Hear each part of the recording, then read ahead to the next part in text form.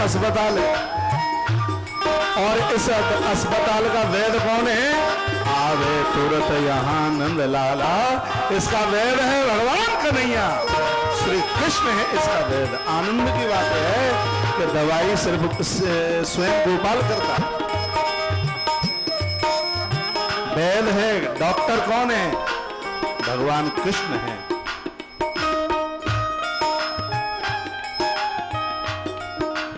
और दवाई कहां से आ रही है? गौ माता के विग्रह से प्रकट हो रही है। स्पष्ट भगवान शंकर वर्णन करते हैं, कहा मैंने गोलोक में कृष्ण को यह बात कही थी, जहां जहां गौ माता की सेवा होगी वहां पर गोविंद गोपाल अवश्य में चल करके आएंगे। कृष्ण तो उस जगह को नहीं छोड़ते जहां गौ माता रमाती है। आज ही आपने सुना है कि बिल्ली का रोना शुभ नहीं है, लेकिन गौ माता का रमाना बहुत ज्यादा शुभ है। धरती का विस्तार होता है, दैव कृपा होती है, धरती माता अति प्रसन्न होती है, उस समय गौ माता रमाती है। गैया भूखी हो तो नहीं रमाती, गैया प्यासी हो तो नहीं रमाती, गैया बछड़े को दूध पिलाने के लिए रमाती है। गैया देती है, उस समय दूध देने का समय हो तो उस समय वो रमाएगी, तो विशेषता है गैया। और अति प्रसन्न होती है तो उसके कान हिलते हैं, ऐसे कान उसके हिलते हैं। प्रसन्न होती है तो उसके कान ऐसे चलते हैं।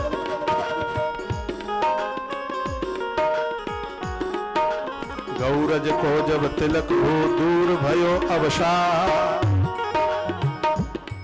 सगरे दुख दूर हो जाते हैं जब गौरज को माथे से लगाया जाए। जे गरधेनु रमा वही ताको मिटे विषाद।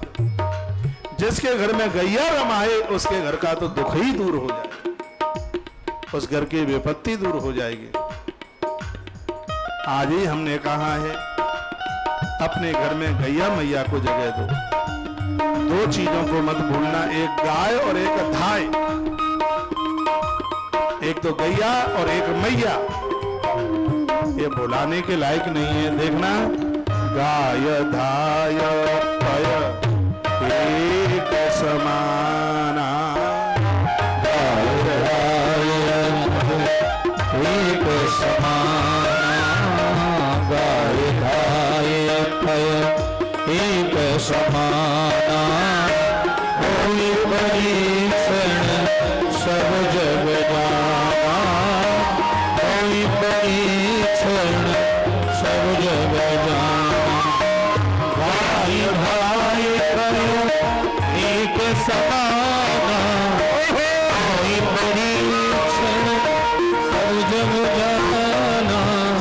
भाई भाई एक समाना, होई परीक्षण सब जग जाना। होई परीक्षण सब जग जाना। गाय धाय पय, गैया का और मैया का दोनों का दूध एक समान, इसका परीक्षण किया गया। ये दो दूध पीने वाले लोग बलवान रहे, कीर्तिमान रहे और दयावान रहे, ऊर्जावान रहे। इसका परीक्षण हो गया। शंकर जी कहते हैं, हे नंदी, ये देवताओं ने माना है गैया के और मैया के दूध के बराबर कोई दूध ही नहीं है। ऐसी गौ माता, कृष्ण ने गाय का दूध पिया और कृष्ण माधव बन गए। माधव का अर्थ होता है टिकाऊ ज्ञान।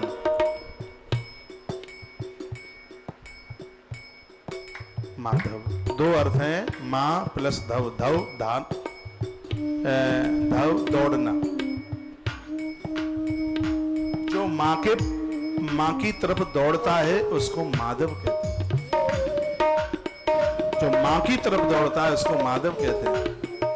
भगवान शंकर कहते हैं, हे नंदी, यदि कलयुग के लोगों को गौ माता का दूध मिलता रहता, अपनी मां का दूध मिलता रहता होता, तो ये लोग अपने माता पिता की तरफ जरूर दौड़ते, जरूर दौड़ते।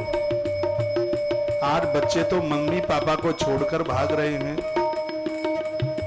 मां को मान नहीं रहे हैं, क्योंकि गौ माता का दूध नहीं मिला। माधव का अर्थ है पवित्र ज्ञान और माधव का अर्थ है मां से लगाव, मां के प्रति दौड़ना, उसको माधव कहते हैं। बड़ा अद्भुत नाम है, मानव मात्र मात द्वय होई, यही कारण माधव मां दोई। गौ माता के दुग्ध ने नंद के बच्चे को माधव बना दिया। यह गौ माता के दूध का प्रभाव का जो वर्णन किया गया वो बड़ा। धरती का यदि श्रृंगार है किसी चीज से तो गैया मैया से है। धेनु जगत हित प्रगट यो परम हित सी जान। मुझे शहर के लोग भी सुन रहे हैं, गांव के लोग भी सुन रहे हैं।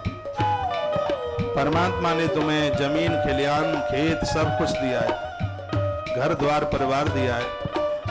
तुम्हें 1 लाख की भैंस रखते हो, 10-20 हजार रुपया की गैया मैया भी रख लो, बेचारी चंदिया रोटी खाती रहेगी, तुम्हें आशीर्वाद देती रहेगी। सवेरे ही सवेरे सगरे देवताओं के दर्शन इस विग्रह में होते रहे। घर में 1-1 गाय रखो, सगरे घर में 1-1 गैया तो कम से कम रखो। गैया तो तब याद आती है जब घर में कोई मरना सन्न रखा है, फिर कहा जाएगा बेटा एक झिंगरिया ले आओ, पूंछ पकड़ाए दो दादाजी की, बाई ते लटक के बेतरनी पा रहे जाएंगे। जीवन भर गैया में डंडा मारो और लास्ट में बाई की पूंछ पकड़ाए दो हाथ में।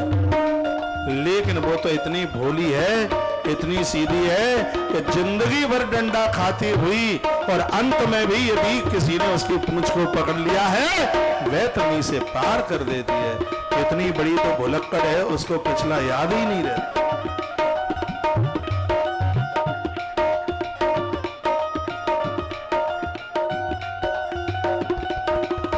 बड़ा आग्रह पूर्वक यह मैं निवेदन कर रहा हूं, धरती का श्रृंगार है गौ माता। बोले धेनु अहि भूषण धारा,